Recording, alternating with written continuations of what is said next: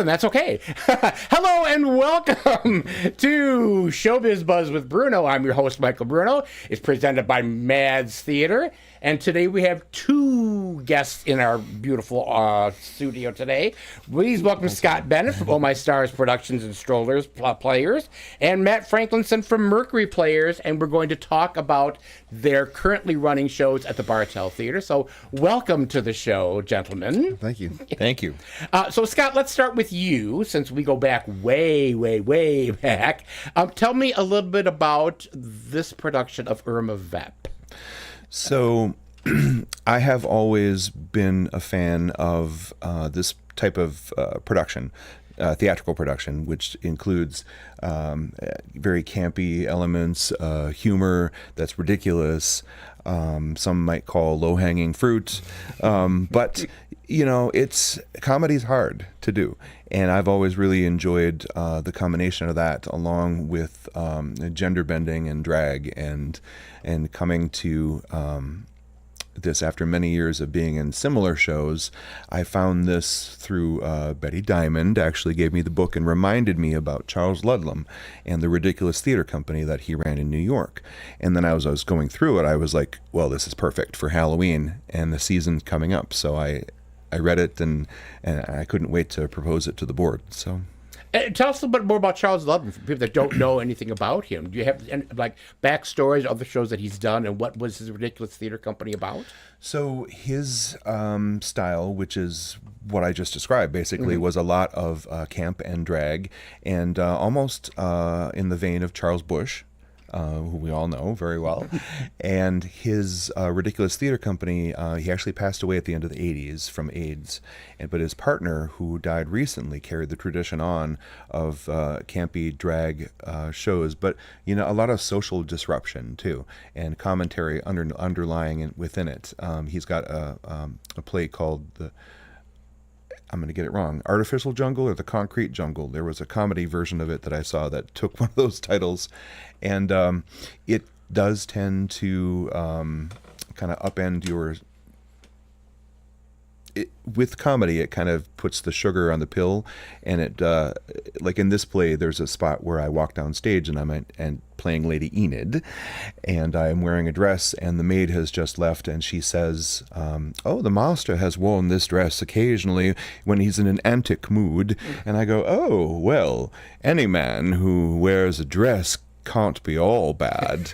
So politically right now, it's very important, I also felt, to put this out there and not be afraid with all of the anti-drag and anti-trans and anti-LGBTQIA plus laws going out there. I'm like, we're going to put this out there and let people decide for themselves and show them that it's not dangerous, but it's a part of life. It's part of my life anyway. Sure. and did Ludlam write these as a vehicle for himself, like Charles did with his shows? Totally did. So I'm playing his role, his roles, I should say. And he wrote them for himself, directed, kind of produced everything himself. And that is something that appeals to me as well. So I will be doing that. And were most of his multiple characters like this, or does some of them just that he would just portray one character, like Charles Busch?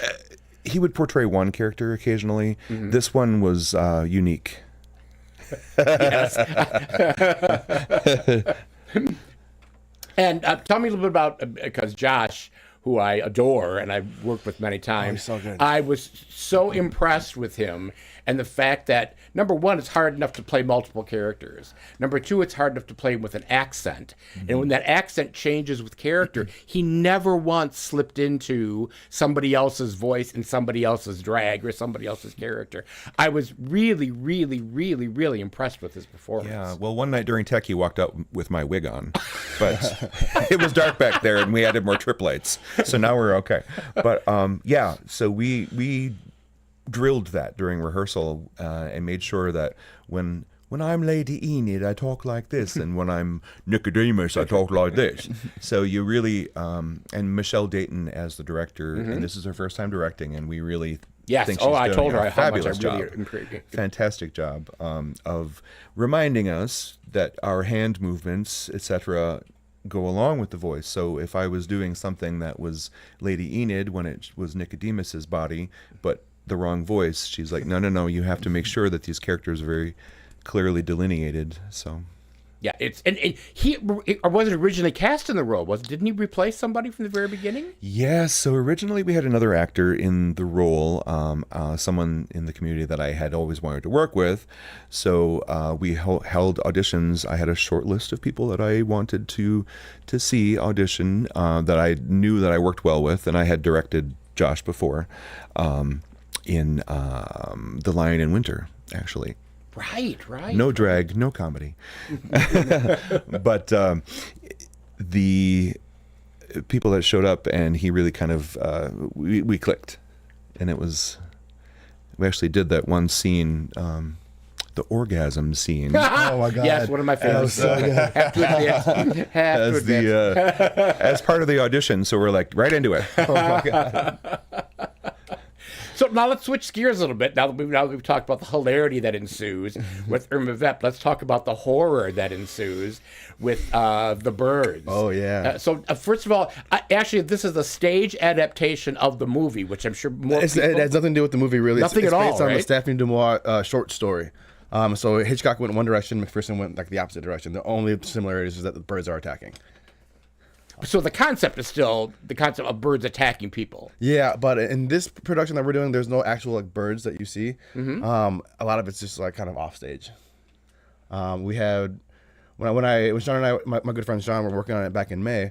We read a couple of reviews and we saw some other things about other productions of the birds, and everyone's like, "Oh, the sound doesn't sound real. It doesn't sound like there's real birds in it. It doesn't sound like the birds are actually attacking the house." So we thought of coming up with the idea of putting the audience on the stage and then closing the curtain behind them, and we build a wall, and we're using like practical sounds. Ben Barlow and John did such an awesome job. We have monitors in the house, monitors in the green room, that are all doing different bird sounds all at once, and just to really capture that like real life bird feeling. And I think Very cool.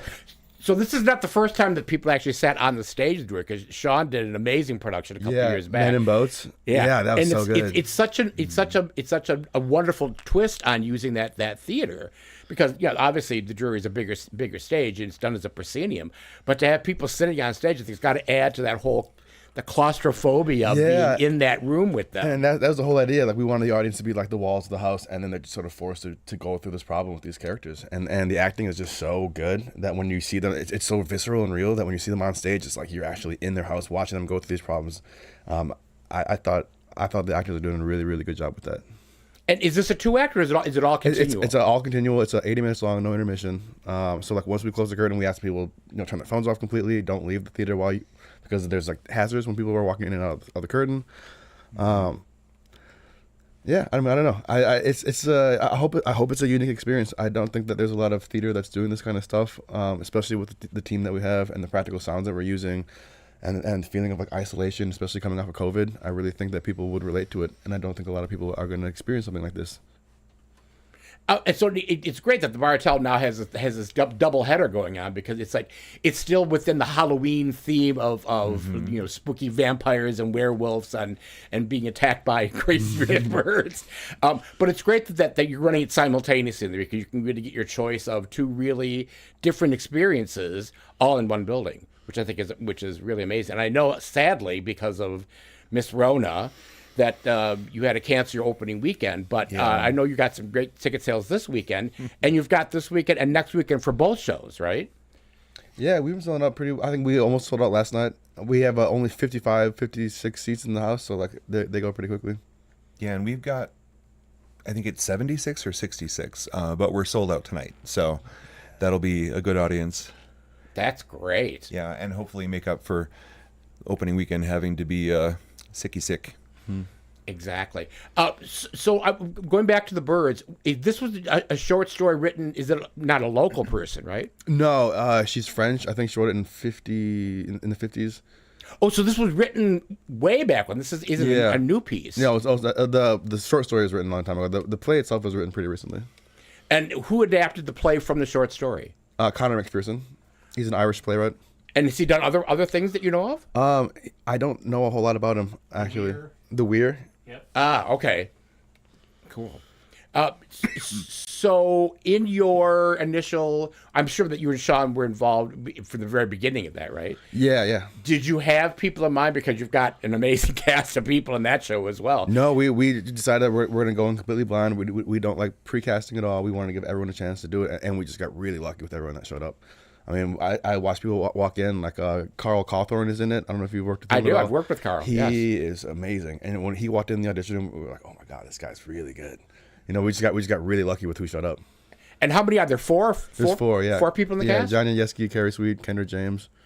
Just phenomenal people. Yeah, you got some heavy hitters there. And this is my first time. Not as heavy as the hitters were there. Yeah. Oh, I mean, like, as far as like acting goes, there's so much talent in the Bartow Theater this weekend. Like, it's so crazy watching these people just cook.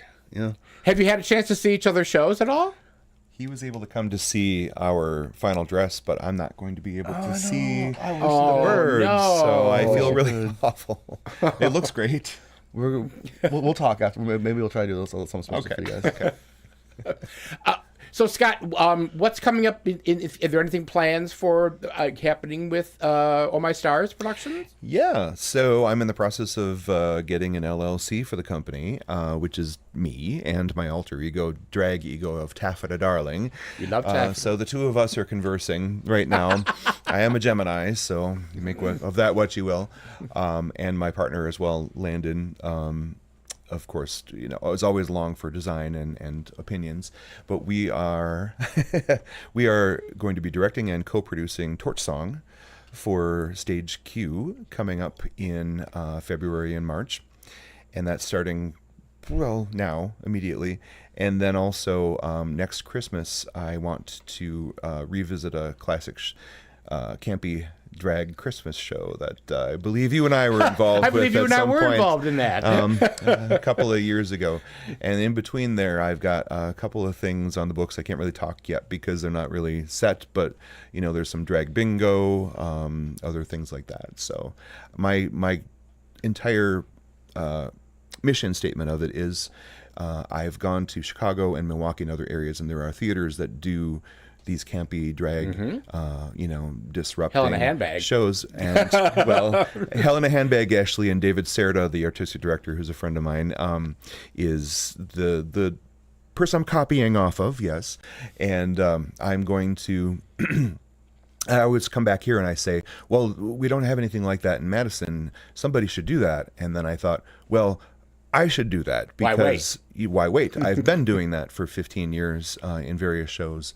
So why not take it here, create my own thing, and give Madison a taste of it? So. And now this is in conjunction with Strollers, right? Yes. So will you be under the Strollers umbrella, or are you going to be another participating theater company as Oh My Stars with Bartel? I hope to float it around wherever possible, and I am actually going to be resigning from Strollers so that I can full-time focus on one thing, because it's not really fair to do both, and I can't really give myself to everything. So I've told the board. But you've done it before. I have, but you know, time and age, and talk to me, sister. And saying no to some things. You know, you have to do that too. Excellent. Matt, what's coming up next for Mercury? We're doing the Panto. It's coming up. Oh, cool. Steve Knowles The directed Christmas that one. Panto? Maddie Dewar. Yeah, it's going to be really good. And then we're doing a play called Twilight Bowl in the springtime. And that one's going to be a fun one. I think we're still looking for a director for it, so if anyone wants to direct it. Put that out there. The idea is it's going to be an all female, women-driven cast and production crew, so I'm really excited to see what they do with it. Cool. And the Panto this year it's a Charlie Brown Panto? Yeah, and it's already looking so funny, and just even the snippets that I've heard from Steve and Maddie, it's going to be really funny. The Pantos are always hysterically funny. They're really, really, really fun. So Scott, I was going through our commonality, and I can't believe that we've only really done 6 shows together, which it seems like we've done like 125. But that's because we have so much fun. I know. And it just seems like it goes on. Well, yeah, I thought, well, you're Scrooge and Rouge, Casa Valentina, Die Mommy Die, It's Murder Mary, Dirty Little Show Tunes, Okay. and 8 The Gay Marriage Play. Yeah. And I always thought, wait a minute, there's got to be a bunch of, because I can't remember a show that Scott hadn't worked with me on. I figured, wow, that's only 6. But I'm thrilled that Oh My Stars is taking off, and I hope we get to work together on on a production again, because there's nobody I'd rather work with because we have so much fun. Thank you. And hilarity always ensues. So I'm always like that. Yeah. And congratulations, to everything going on, with your future endeavors. And same thing, Matt. Kudos to you and Deshaun and everybody at Mercury for keeping up the traditions and doing the pantos and doing really thought-provoking pieces, which I think Mercury has kind of become known for. Yes, it's kind of going back to their roots a little bit. Yeah. And doing some of their old school stuff. Yeah. Yeah, very cool. Well, wonderful. Well, thank you guys for coming in today. I know you both have shows tonight to get ready for, and God knows Taffeta has a lot of preparations to do. She's already shaved, so that's one thing down. Good. So again, it's the Birds and it's Irma Vep at the Bartell Theater. Tickets are available at the box office or on their website. So please treat yourselves and go out for this weekend or next weekend and have a Halloweeny time. And as usual, thank you, Ben, and thank you, Jim, and thank you for tuning in. And we'll see you next time on Showbiz Buzz with Bruno.